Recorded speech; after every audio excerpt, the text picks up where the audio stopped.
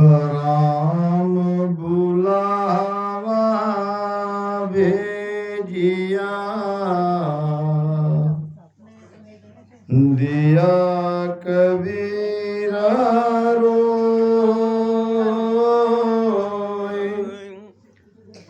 जो सुख है सत्संग में सो वैकुंठ न होय राम जी सो वैकुंठ न होय। सत्संग की महिमा कबीर साहब ने बहुत ही बढ़िया करी है। राम बुलावा भेजिया। संतों को फरिश्ता आके पूछते हैं कि आप मृत्यु लोक से कब आओगे। हमारे गुरु महाराज को भी फरिश्ता आए थे और उन्होंने प्रार्थना करी कि महाराज आपको सब याद कर रहे हैं। तो महाराज ने कहा था मुझे और 6 महीने रहना है। कबीर साहब भी कहते कि राम बुलावा भेजिया दिया कबीरा रोए। बिल्कुल आवाज नहीं है। जो सुख है सत्संग में सो सुख वैकुंठ न होय। सत्संग में जो आनंद है, सत्संग में जो सुख है, वो सुख न वैकुंठ में है न कैलाश में है और न कोई और लोक में है। सत्संग 2 प्रकार की है। ये जो है ये कहने को तो हम इसको सत्संग कहते हैं मगर ये सुसंग है। सत्संग तो सत के साथ जो निरंतर हमारा संग होता है उसको कहा जाता है। ये सुसंग सत्संग के लिए लाभदायी है।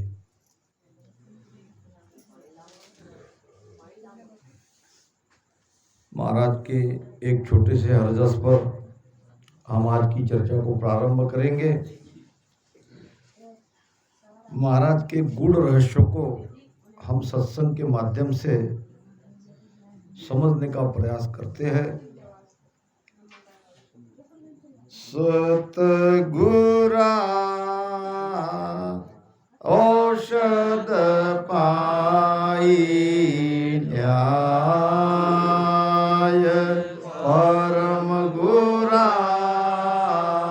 औषध पाई न्याय 84 का रोग भागा 84 का रोग भागा मिला है ब्रह्म सूझाए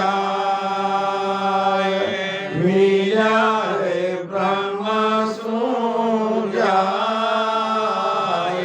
सतगुरा औषध पाई न्याय परम गुरा औषध पाई अनंत बाजा बाजन लागा अनंत होगा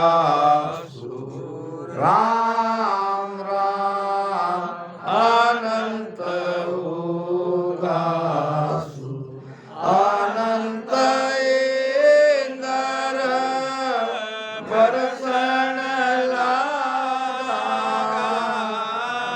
अनंत इंद्र बरसन लागा नदिया चाली नदिया चाली पूर सतगुरा औषध पाहिल्या परम गुरा औषध पाहिल्या 84 का रोग बारा 84 का रोग बारा मिल्या है ब्रह्म सुजाय मिल्या है ब्रह्म सुजाय सतगुरा औषध पाहिल्या परम गुरा औषध पाहिल्या द्वादश कवला दरसे मोने 34 चमके भी राम राम 34 चमके भी रोम रोम में दीपक जुड़िया रोम रोम में दीपक जुड़िया ऐसी कुदरत चीज ऐसी कुदरत चीज सतगुरा औषध पाहिल्या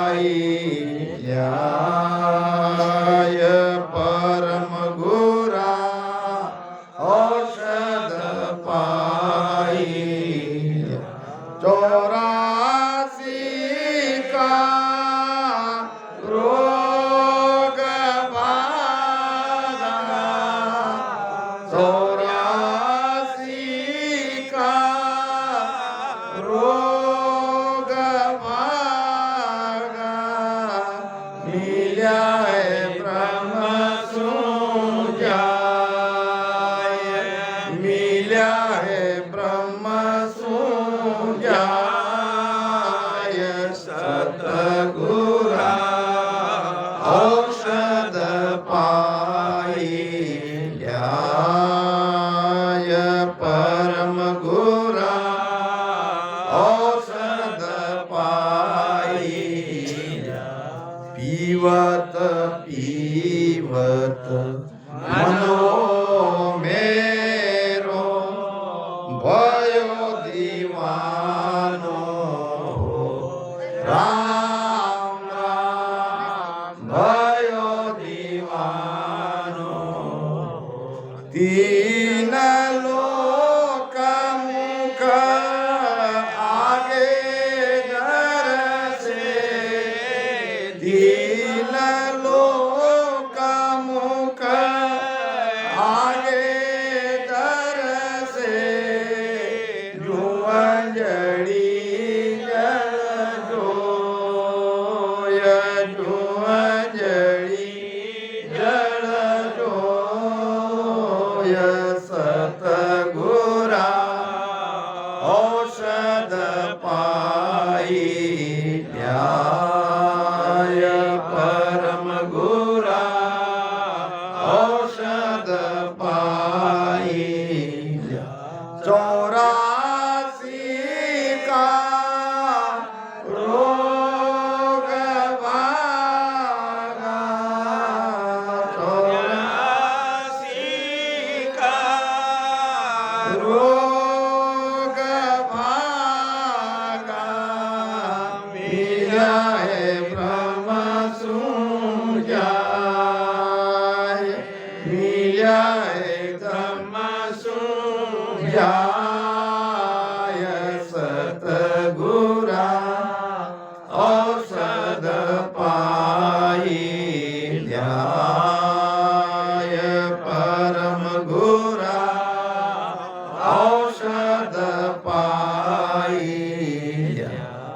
औषध तो आप करता, जाने है पीवन राम राम, जाने है पीवन के सुख देव कोई और न जाने, के सुख देव कोई और न जाने, कह मुख सुसंसार,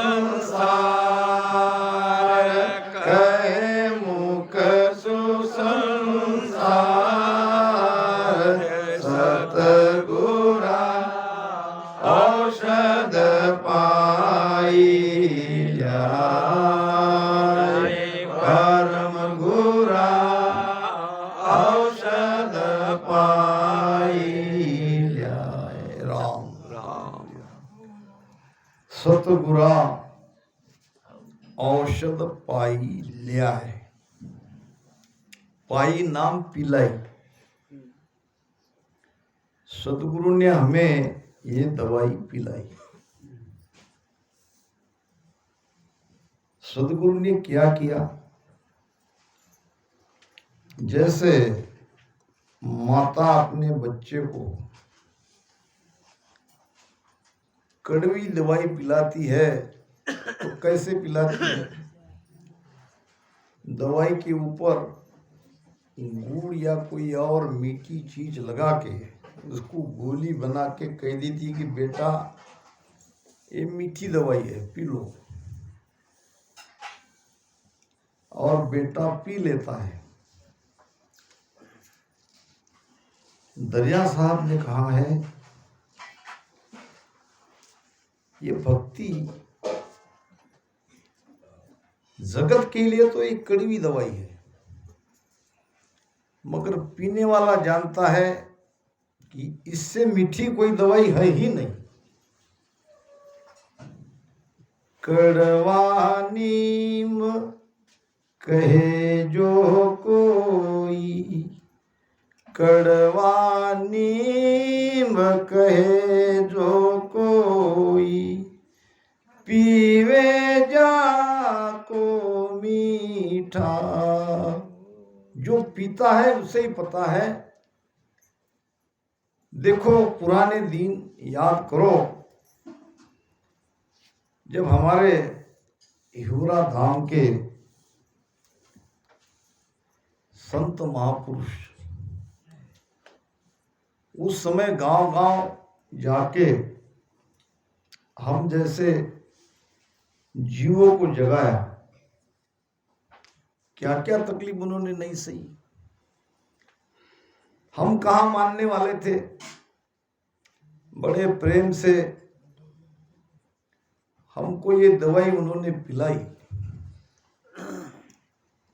आज एक एक रामसनी को तैयार करना कितना कठिन काम है। सदगुरु के हमारे ऊपर अनंत उपकार है, वो कभी हम उसकी भरपाई नहीं कर सकते। अब आइए ये दवाई क्या है, पहले बाहर से थोड़ा समझेंगे, फिर आपको भीतर के विषय के बारे में पूरी तरह से समझ में आएगा। जब कोई बीमारी हमारे शरीर में पैदा होती है तो हम डॉक्टर के पास जाते हैं। डॉक्टर जांच करता है तो डॉक्टर दवाई देते हैं। दवाई से होता क्या है? दवाई से ये होता है कि जिस कारण ये बीमारी पैदा हुई है वो कारण ना रहे, वो कारण दूर हो जाए। बीमारी बैठने का मतलब उस कारण की खोज करना और वो कैसे शरीर से बाहर हो जाए,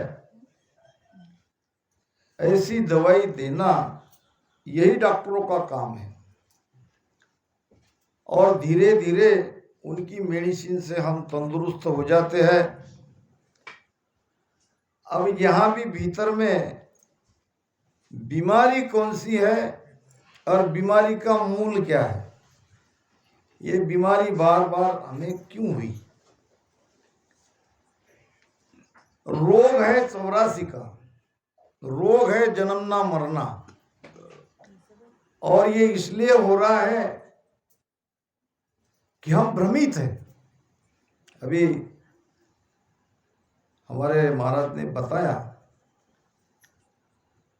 हम भ्रमित हैं, हमें ये पता ही नहीं चल रहा है कि क्या करना चाहिए। एक बात तो तय है कि सारा जगत सुख के पीछे दौड़ रहा है, सब सुखी होना चाहते हैं, जमीन जायदाद मकान गाड़ी आदि सब सुविधा हमको मिलनी चाहिए, और ये ठीक भी है। सुख के ओर जाना कोई बुरी बात नहीं है, मगर एक बात हम ये भूल रहे हैं कि हमारा सारा कैलकुलेशन ये 100 साल की जिंदगी तक का ही चल रहा है। हम ये मान के बैठे हैं कि हम 100 साल ही रहने वाले हैं, मृत्यु के बाद कुछ नहीं, और ये भ्रम है। क्योंकि मृत्यु जिसकी होती है तो वो हम है ही नहीं। ये तो एक चोला है, शरीर एक कपड़ा है ऊपर का,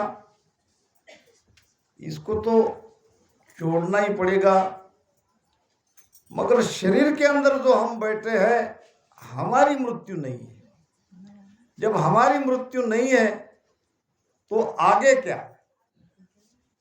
आगे यही है, पाप पुण्य दोनों कर्म का हिसाब हमको देना ही पड़ेगा और उसको भुगतना ही पड़ेगा। पहले तो स्वर्ग में जाएंगे, अच्छे कर्म रहे तो फिर नरक में डाला जाएगा, फिर 84 में डाला जाएगा। ऐसे ही युगों युगों से हम भटकते आ रहे हैं, और जब जब मनुष्य शरीर मिलता है तो 100 साल की ही सोचते हैं। यही हमारा सब कुछ चल रहा है। इसका कारण है अज्ञान और भ्रम। अज्ञान जब तक ये मिटेगा नहीं, जब तक हमारे अंदर का भ्रम दूर होगा नहीं, ये बीमारी का कोई इलाज नहीं है। अब ये बीमारी पैदा क्यों होती है? कौन से कीटाणु हैं जो बार बार हमें जन्मना और मरना इसी में ला रहे हैं? तो ये कीटाणु है वासना, इच्छा। इच्छा से ही आया। तो जीते जी इच्छा का त्यागना, यही भक्ति का सार है। भगवान बुद्ध को एक आदमी ने पूछा था, महाराज मृत्यु और मोक्ष में क्या अंतर है? भगवान बुद्ध ने कहा था,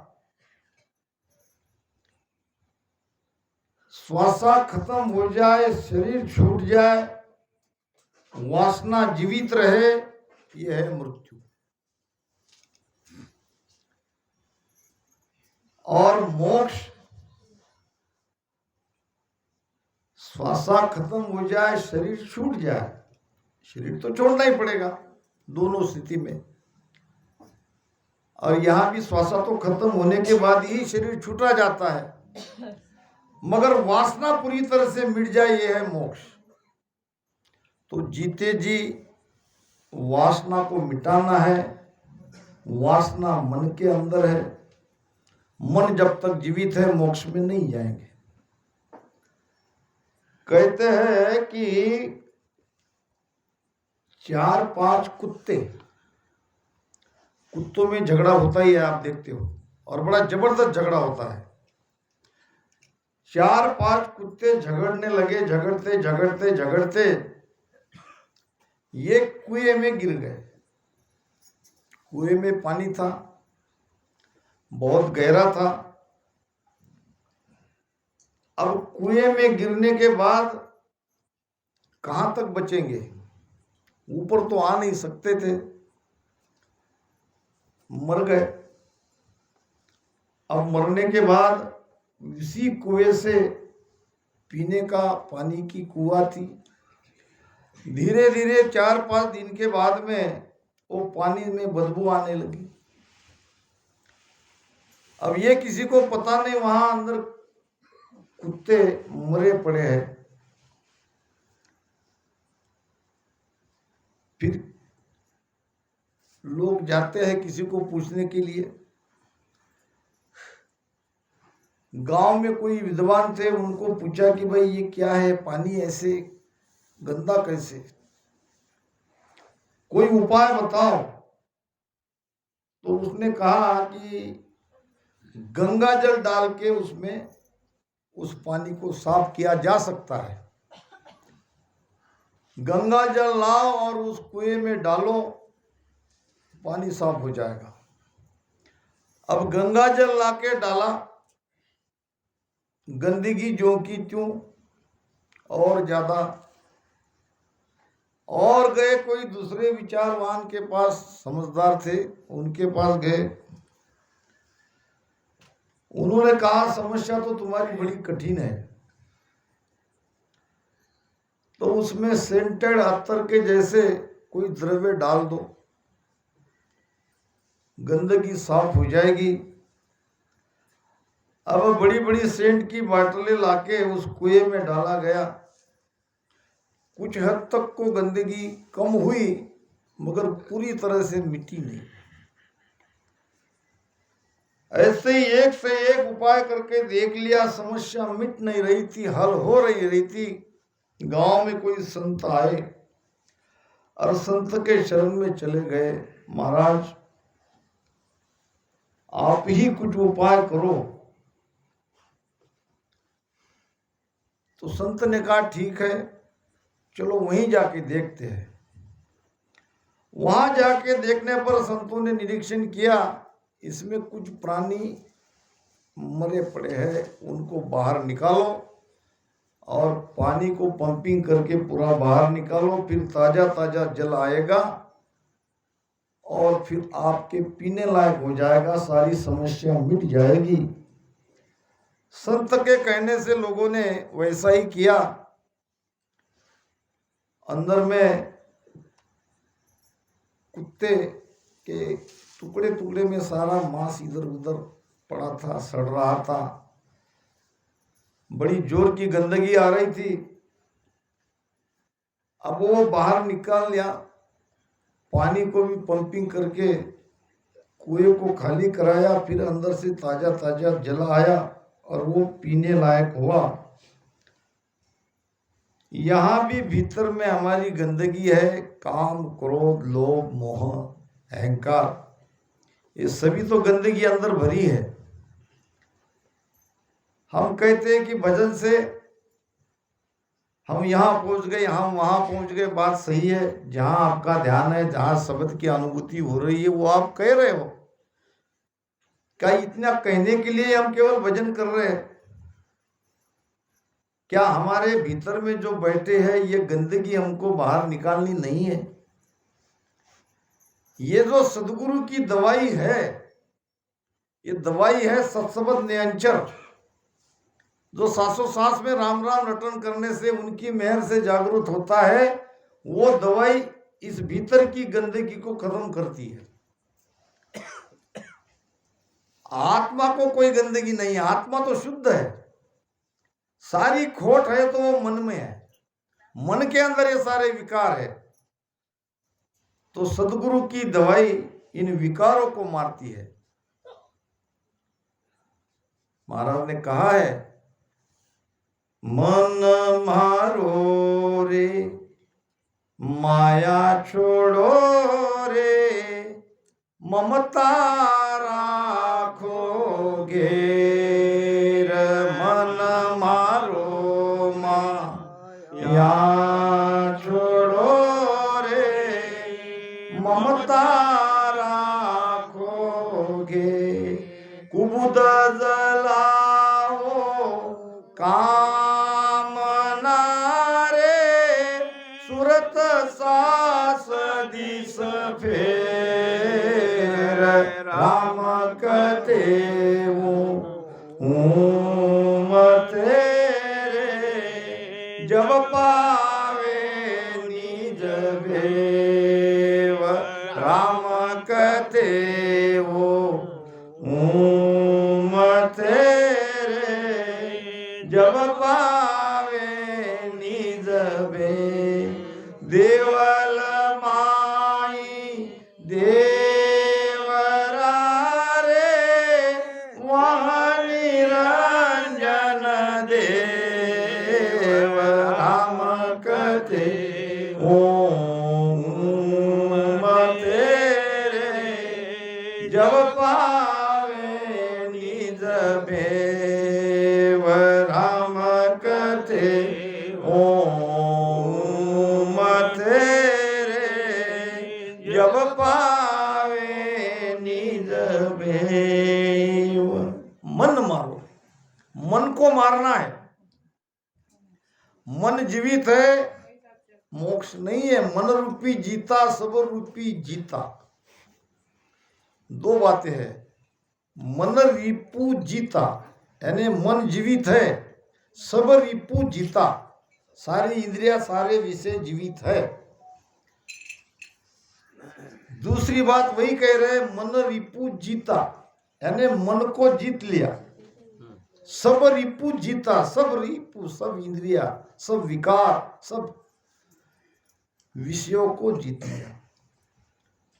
यही है बीमारी और इसी को मारना है। कबीर साहब कहते हैं मन मरे न माया मरे, मर मर गए शरीर, आशा तृष्णा ना मरे यूं कहे दास कबीर। अब जो मरते नहीं है उसको मारने का नाम ही भक्ति है। अब कैसे मारे? तो महाराज ने तो उसका सारा भेद बता दिया। हमारे महाराज ने तो कुछ छोड़ा ही नहीं, सारा खुला कर दिया। मन मारो रे माया छोड़ो रे, ममता राखो घेर। ममता को काबू में करो, ये माया को त्यागो। कौन सी माया को त्यागो? झीणी माया को त्यागो, सूक्ष्म माया को त्यागो। ये मोटी माया कुछ काम आपकी बिगाड़ नहीं रही है।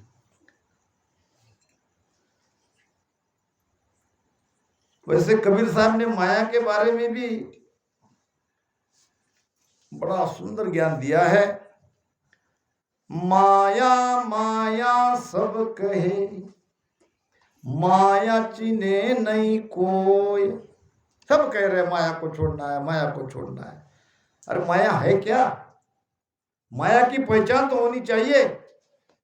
माया माया सब कहे, माया चिन्हे नहीं कोई। जेती मन की कल्पना से सब माया होए। ये मन की कल्पना, मन के विचार, ये विचार ही तो दुखदाई है। विचार ही तो हमें संसार में रख रहे हैं। जब तक मन मरेगा विचार नहीं मरेंगे। मन पकड़ में आता है त्रिकुटी में, 10वें द्वार में वो मरता है। त्रिकुटी से उसका पकड़ना चालू हो जाता है। 3 लोक में तो मन का राज है। इसीलिए तो हम ये जो भजन है ये होता नहीं है जल्दी। बार बार बार बार मन को घेर घेर के लाना पड़ता है। महाराज ने कहा भी है मेहर के अंग में, ने छे कबू एक रीजसी केक अरत पर आए। ज्ञानी यूं विचार कर निज मन सौंप्यो लाए। निज मन सौंप्यो लाए, घेर मन सतगुरु पे ल्याओ। घेर के मन को भेद पे लाना पड़ेगा। ऊपर लो व्यवहार रीत रंग करत जाओ। सुखराम कहे सूरा सुनो, सुखराम बाण नित फेंकिया। केक लागे गोआय, नेछे कबू एक रीजसी केक अरत पर आय। निश्चय ही गुरु महाराज रीझेंगे। जब रीझेंगे तो वो शब्द हमारे भीतर जगेगा। मगर इसके लिए आपको भजन करना पड़ेगा, मन को उसमें लगाना पड़ेगा। तो कहने का मतलब मन जब तक जीवित है तब तक मोक्ष यानी आनंद असंभव है। तो महाराज कहते हैं कि मन मारो रे माया छोड़ो रे ममता रखो घेर कुबुद जलाओ कामना। क्या आ रही बात अब? कुबुद्धि और कामना, कामना यानी वासना, वासना यानी इच्छा, इच्छा मरनी चाहिए। कुबुद जलाओ कामना रे। अब कैसे? सूरत सांस दी फिर सुरती को सांसा में लगाना, यही है एकमात्र उपाय। और ये उपाय, ये औषधि, ये